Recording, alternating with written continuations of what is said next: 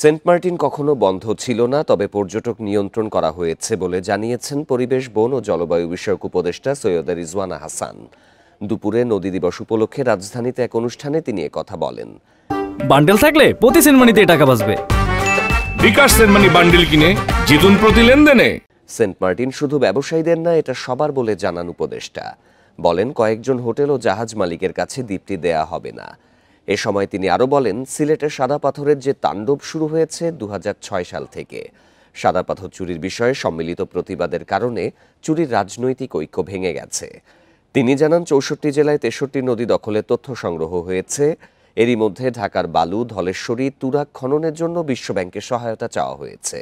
18 নদী নিয়ে পরিকল্পনার কথাও জানান উপদেষ্টা।